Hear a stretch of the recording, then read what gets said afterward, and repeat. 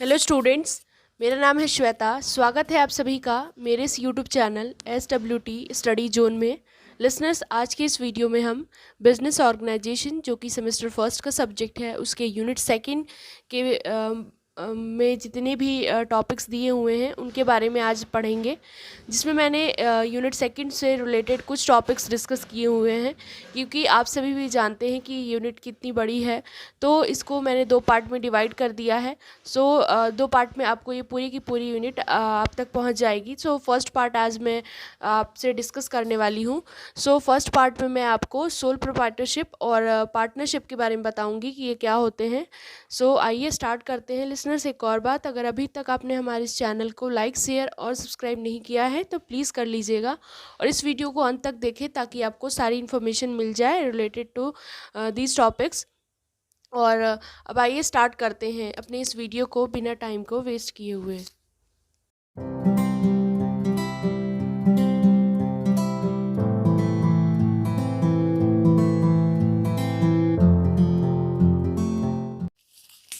तो जैसा कि आप स्क्रीन पर देख सकते हैं लिसनर्स, मैंने forms of business organisation and comparative study, ये यूनिट सेकंड है आपकी, जिसमें sole proprietorship, partnership, joint stock company, cooperative organisation, one man company, ये आपकी यूनिट सेकंड के टॉपिक्स हैं, जिसमें मैं आज आपको बताने वाली हूँ कि सोल प्रोप्राइटरशिप और पार्टनरशिप होता क्या है। तो सबसे पहले डिस्कस हम करेंगे listeners forms of business organisation, क्योंकि इसी से तो ये भी आते हैं। इसीलिए पहले फॉर्म्स ऑफ बिजनेस ऑर्गेनाइजेशन क्या होता है उसके बारे में देख लेते हैं, उसके बाद हम इस पे आते हैं। पहला है फॉर्म्स ऑफ बिजनेस ऑर्गेनाइजेशन, यानी कि इसकी क्या मीनिंग होती है फॉर्म्स ऑफ बिजनेस ऑर्गेनाइजेशन की। तो इसमें मैंने एक LH हेने ने कहा है, इनके अकॉर्डिंग इन्होंने बताया है कि जो फॉर्म्स ऑफ बिजनेस ऑर्गेनाइजेशन होता है वो स्ट्रांग होना चाहिए, यानी कि the form of business organisation should be show strong, मतलब ये इतना स्ट्रांग होना चाहिए so that it can continue for a long time, ताकि ये लंबे समय तक चल सके। And small obstruction should not extinguish it, यानी कि छोटी छोटी बाधाएं इसमें इसको रोक ना पाएँ, यानी कि हमेशा स्टैटिक रहे। तो ये इन्होंने बात बताई थी फॉर्म्स ऑफ बिजनेस ऑर्गेनाइजेशन के बारे में। अब लिसनर्स, बहुत सारे फॉर्म्स होते हैं बिजनेस ऑर्गेनाइजेशन के। Various forms of business organisation are, यानी कि बहुत सारे फॉर्म्स हैं बिजनेस ऑर्गेनाइजेशन के। तो जैसा कि आप देख सकते हैं, sole proprietorship, Hindu undivided family business, next है पार्टनरशिप, फोर्थ है कोऑपरेटिव सोसाइटी और लास्ट है जॉइंट स्टॉक कंपनी। तो क्योंकि सिर्फ चार आपके सिलेबस के अकॉर्डिंग है, यानी कि sole proprietorship, partnership, cooperative society और जॉइंट स्टॉक कंपनी, तो इसमें भी हम एक मैंने इसमें छोटा सा टॉपिक डिस्कस कर दिया है, हिंदू अनडिवाइडेड फैमिली बिजनेस, क्योंकि ये भी इसी में आता है। तो आई होप आप सभी के लिए वीडियो हेल्पफुल हो लिसनर्स। अगर वीडियो पसंद आए तो प्लीज़ लाइक कर दीजिएगा, और अगर अभी तक आपने हमारे इंस्टाग्राम चैनल और व्हाट्सएप ग्रुप ज्वाइन नहीं किया है जो कि SWT स्टडी जोन के नाम से बना हुआ है, तो कर लीजिए, क्योंकि उसमें आपको स्टडी से रिलेटेड सारी इन्फॉर्मेशन मिल जाती हैं। आइए अब आगे बढ़ते हैं। पहला है सोल प्रोप्राइटरशिप। तो सोल प्रोप्राइटरशिप क्या होता है, तो इसमें पहले हम जान लेते हैं कि सोल प्रोप्राइटरशिप दोस्तों दो वर्ड से मिलकर के बना है।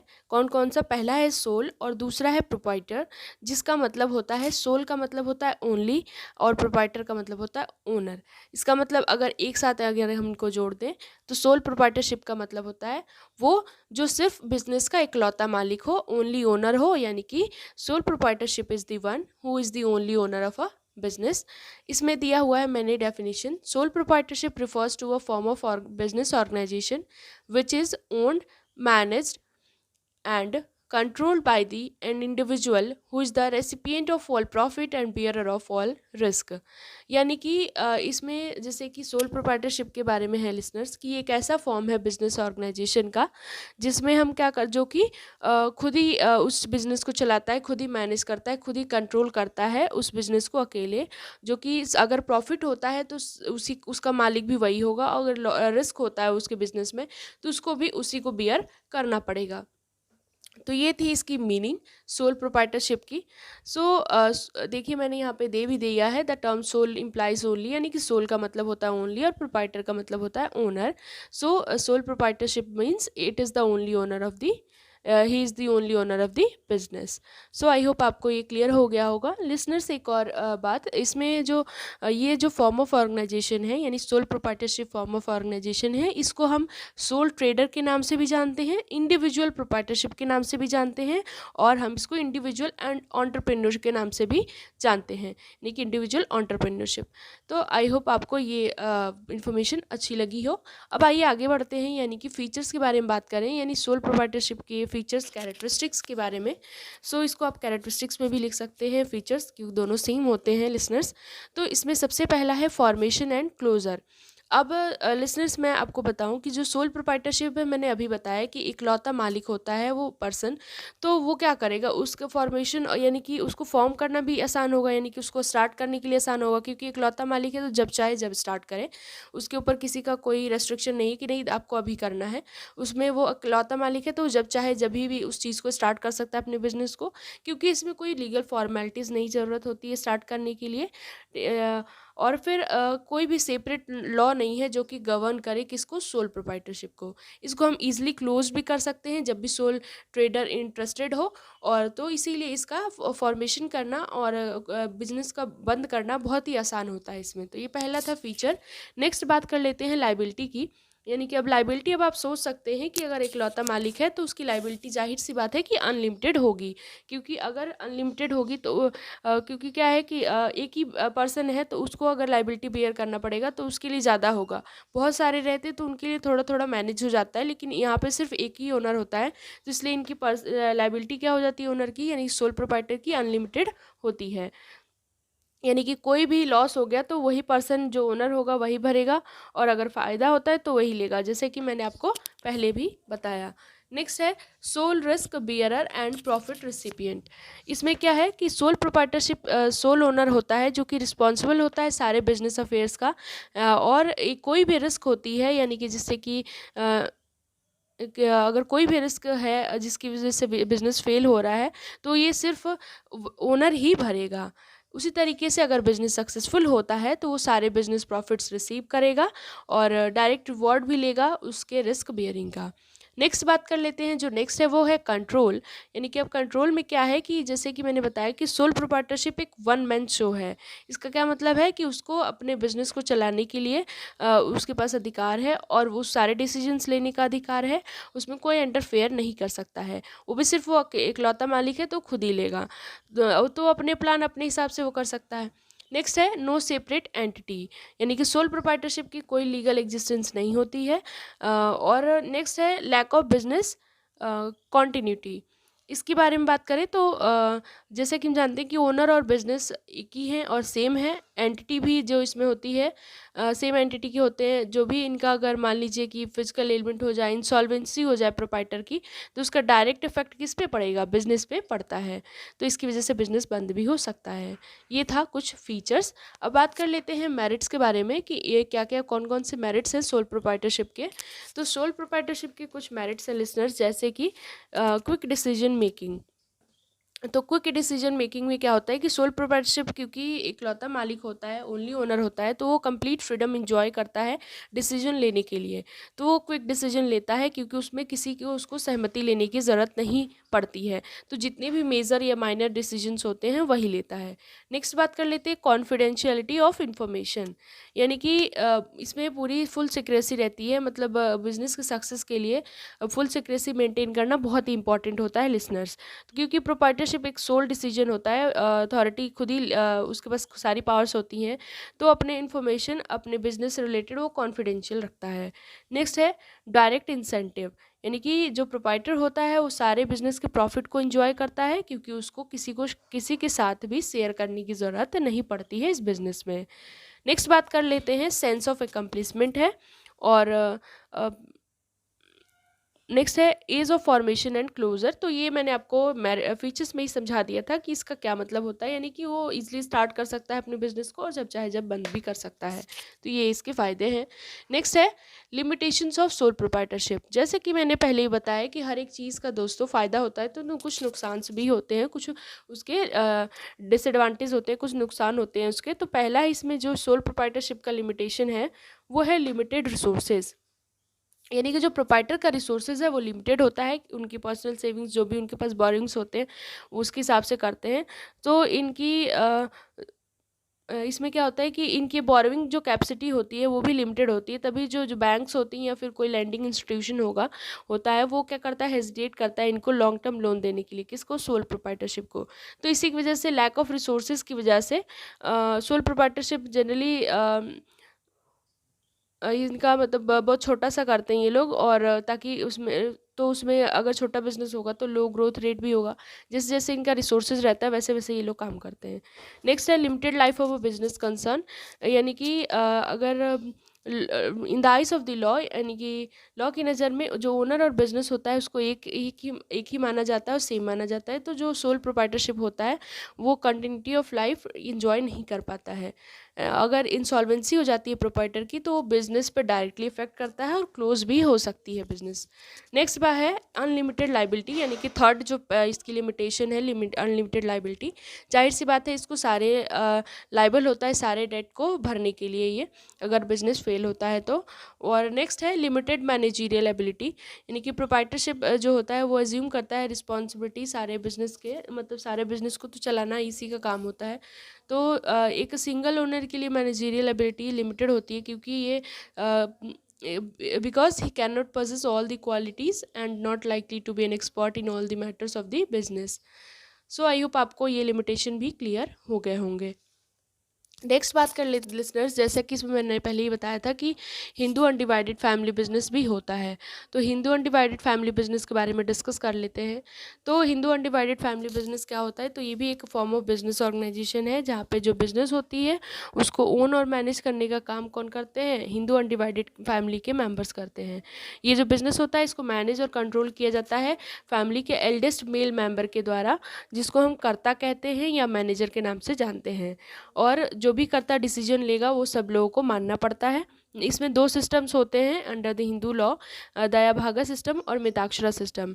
तो दयाभागा सिस्टम ये सिर्फ वेस्ट बंगाल में ही है ये सिस्टम। इस सिस्टम के अंदर दोनों मेल और फीमेल जो फैमिली के होते हैं उनको को पार्टनर्स अलाउ किए जाते हैं। और मिताक्षरा सिस्टम में ये सारे ऑल ओवर इंडिया एक्सेप्ट किया जाता है, सिर्फ कहाँ पे छोड़कर, वेस्ट बंगाल को छोड़ करके। तो ये चीज़ थी इसमें। नेक्स्ट बात कर लेते हैं पार्टनरशिप। तो पार्टनरशिप के बारे में भी आज डिटेल में डिस्कस करने वाले हैं लिसनर्स। तो मैं जानती हूँ कि वीडियो काफ़ी बड़ा होने वाला है, क्योंकि ये डिटेल में डिस्कस करना क्योंकि आपके लिए भी हेल्पफुल होता है एग्ज़ाम में, क्योंकि मैं अच्छे से जानती हूँ कि एग्ज़ाम में सिर्फ आप थोड़ा सा पॉइंट लिख के पूरा पॉइंट आप, अगर मैंने आपको पॉइंट समझा दिया है तो आप वहाँ पर जाकर अच्छे से एक्सप्लेन कर सकते हैं, लेकिन सिर्फ ऐसे नॉर्मल लिख करके थोड़े से में काम नहीं चलता है। तो आइए अब जान लेते हैं कि पार्टनरशिप क्या होता है लिसनर्स। तो according to Indian partnership act, यानी इंडियन पार्टनरशिप एक्ट के अकॉर्डिंग, पार्टनरशिप एक रिलेशन है दो पार्टीज़ के, दो पर्सन्स के बीच में, जो कि बिजनेस के सारे प्रॉफिट को भी शेयर करते हैं जो भी उनके द्वारा होता है, और कोई भी लॉस भी होता है तो वो शेयर करते हैं। तो पार्टनरशिप आप समझ ही सकते हैं कि एक लोग से ज़्यादा लोग चाहिए होते हैं पार्टनरशिप में। तो ये थी मतलब पार्टनरशिप की डेफिनेशन, यानी कि अगर मैं हिंदी में आपको एक्सप्लेन करूँ तो साझेदारी उन व्यक्तियों के बीच का संबंध है जो सभी के लिए कार्य करने वाले सभी या उसमें से किसी एक द्वारा किए गए व्यवसाय के लाभ को साझा करने के लिए सहमत हुए हैं। तो ये इसकी हिंदी मीनिंग थी। नेक्स्ट बात कर लेते हैं फीचर्स ऑफ पार्टनरशिप की। तो पार्टनरशिप का फीचर्स जो है, यानी कि इसका कैरेक्टरिस्टिक्स के बारे में बात करें तो सबसे पहला है फॉर्मेशन, यानी पार्टनरशिप गवर्न किया गया है किसके द्वारा, इंडियन पार्टनरशिप एक्ट 1932 के द्वारा। तो इसमें क्या है कि फॉर्मेशन इसका कैसे होता है, यानी कि फॉर्मेशन का मतलब आप समझ ही रहे होंगे, जैसे गठन करना, निर्माण करना, ऐसे मतलब इसी से रिलेटेड है। तो इसमें फॉर्मेशन एक ये पहला मेरिट है। नेक्स्ट है लाइबिलिटी, यानी कि पार्टनर्स जो फर्म की जो पार्टनर्स होते हैं उनकी अनलिमिटेड लाइबिलिटी होती है। कभी कभी उनके पर्सनल एसेट्स भी यूज़ हो जाते हैं उनके बिजनेस के डेट को पे ऑफ करने के लिए, अगर बिजनेस एसेट्स इनसफिशिएंट होते हैं तो उस केस में। नेक्स्ट है रिस्क बियरिंग, यानी कि पार्टनर्स जो होते हैं इसमें रिस्क बियर करते हैं जो भी बिजनेस में होता है एज अ टीम, क्योंकि एक से ज़्यादा मेंबर होते हैं इसलिए। डिसीजन मेकिंग एंड कंट्रोल, अब जाहिर सी बात है अगर एक से ज़्यादा पार्टनर है तो सबके डिसीजंस मैटर करेंगे, तो म्यूचुअल कंसेंट को लेकर के ही डिसीजन लिया जाता है, यानी कि सभी की आपसी सहमति होनी चाहिए। नेक्स्ट है कंटिन्यूटी, तो कंटिन्यूटी क्या है इसमें, अगर पार्टनरशिप कोई भी एक पार्टनर अगर दिवालिया घोषित कर देता है, रिटायरमेंट हो जाता है, तो जो रिमेनिंग पार्टनर्स हैं वो इस चीज़ को चलाते हैं, तो एक नए एग्रीमेंट के बेसिस पे। तो ये इसके फीचर्स में ही आता है, इसको आप मेरिट में भी लिख सकते हैं। मेंबरशिप, यानी कि मेरिट में कैसे लिख सकते हैं लिसनर्स, जैसे कि आप देख सकते हैं कि अगर सोल प्रोप्राइटरशिप में क्या था कि एक ही ओनर होता है, तो अगर वही इंसॉल्वेंट हो गया या फिर रिटायर हो गया या फिर कुछ भी एनीथिंग हैपन्स, तो क्या होता है, बिजनेस को बंद होना ही पड़ता है, क्योंकि वहाँ पे एक ही रहता है, दूसरा कोई मैनेज करने वाला नहीं रहता। लेकिन यहाँ पे पर्सन्स रहते हैं तो वो लोग फिर आपसी सहमति से अपना चला लेते हैं, तो बिजनेस बंद नहीं होता है। नेक्स्ट है मेंबरशिप, तो ये भी एक इसका क्या कहते हैं फीचर्स में आता है, म्यूचुअल एजेंसी भी फीचर्स में आता है। नेक्स्ट बात करें तो इसके कुछ मेरिट्स होते हैं, यानी मेरिट्स ऑफ पार्टनरशिप, तो कौन कौन से मेरिट्स हैं पार्टनरशिप के, तो उसके बारे में जाने। तो मेरिट्स जैसे कि इसको ease of formation and closure, यानी कि पार्टनरशिप ईजिली फॉर्म कर सकती है और डिसॉल्व भी कर सकती है। नेक्स्ट है बैलेंस डिसीजन मेकिंग, यानी कि हम जैसा कि जानते हैं कि एक से बेहतर दो, यानी कि अगर two heads are always better than one, यानी कि कोई भी अगर दो लोग कोई डिसीजन ले रहे हैं तो दोनों की अलग अलग सोचने समझने की क्षमता है, तो वो अपने अपने हिसाब से अपना पॉइंट ऑफ व्यू रखेंगे, तो वो अच्छा ही डिसीजन होगा एक के बजाय। जो स्पेशलाइज्ड नॉलेज, स्किल और एक्सपीरियंस होता है डिफरेंट पर्सनस के बाद, तो वो फॉर्म में अवेलेबल हो जाती है अगर अलग अलग पर्सनस हैं तो डिसीजन मेकिंग भी अच्छा होता है। नेक्स्ट है मोर फंड्स, यानी कि पार्टनरशिप फॉर्म में कैपिटल कंट्रीब्यूट किए जाते हैं बहुत सारे पार्टनर्स के द्वारा। नेक्स्ट है शेयरिंग ऑफ रिस्क, यानी बिजनेस रिस्क शेयर किया जाता है सारे पार्टनर्स के द्वारा under the principle of unlimited liability. Next है सीक्रेसी, यानी पार्टनरशिप फर्म कोई भी सीक्रेट ईजिली रख सकता है, क्योंकि इसको अपने अकाउंट को पब्लिश करने की ज़रूरत नहीं पड़ती है। नेक्स्ट बात कर लेते हैं लिमिटेशंस की, तो अब इसकी लिमिटेशंस भी हैं, यानी कि लिमिटेशंस ऑफ पार्टनरशिप की बात करें तो पहला है अनलिमिटेड लाइबिलिटी, यानी कि जो पार्टनर्स की लाइबिलिटी होती है अनलिमिटेड होती है, ज्वाइंटली कह लीजिए या फिर इंडिविजुअली भी कह लीजिए। नेक्स्ट है लिमिटेड रिसोर्सेज, ये पार्टनरशिप फर्म जो होती है वो कभी भी ह्यूज फाइनेंशियल रिसोर्सेज रेज नहीं कर पाती लार्ज स्केल बिजनेस ऑपरेशन को सपोर्ट करने के लिए, क्यों, due to legal ceiling on numbers of partners, तो ये चीज़ है इसमें। नेक्स्ट है पॉसिबिलिटी ऑफ कॉन्फ्लिक्ट्स, यानी कि कॉन्फ्लिक्ट्स की भी संभावना रहती है। पार्टनरशिप फर्म में सारे पार्टनर्स इंजॉय करते हैं, पार्टिसिपेट करते हैं फर्म के जितने भी काम है उसमें, और कोई भी डिफरेंसेस होते हैं उनके ओपिनियन में, कोई भी इश्यूज होते हैं तो वो डिस्प्यूट हो जाता है पार्टनर्स के बीच में, तो ये भी एक लिमिटेशन है। नेक्स्ट है लैक ऑफ कॉन्टिन्यूटी, यानी कि जो पार्टनरशिप फर्म की लाइफ होती है ये हाईली अनसर्टेन होती है और अनस्टेबल होती है, यानी अस्थिर होती है। ये तभी कब एंड होती है, एक एग्रीमेंट के द्वारा हो सकती है, इंसॉल्वेंसी के द्वारा या फिर इनसैनिटी ऑफ एनी पार्टनर्स के द्वारा। नेक्स्ट है लैक ऑफ पब्लिक कॉन्फिडेंस, तो ये भी एक लिमिटेशन है। नेक्स्ट बात कर लेते हैं लिसनर्स टाइप्स ऑफ पार्टनरशिप, यानी टाइप्स ऑफ पार्टनर्स, कितने तरीके के पार्टनर्स होते हैं, तो इसमें देखिए मैंने जैसे कि दिया हुआ है 6 तरीके के पार्टनर्स होते हैं, एक्टिव और वर्किंग पार्टनर, स्लीपिंग और dominant partner, secret partner, nominal partner, partner by estoppel और पार्टनर्स बाई होल्डिंग आउट। तो इस चीज़ को मैं आपको नेक्स्ट वीडियो में डिस्कस करूँगी। So thank you so much, आज के लिए बस इतना ही। आई होप आपको ये सारी इन्फॉर्मेशन समझ में आई हो, सारी टॉपिक्स समझ में आए हों जो भी मैंने आपको आज की इस वीडियो में समझाया है। So thank you so much.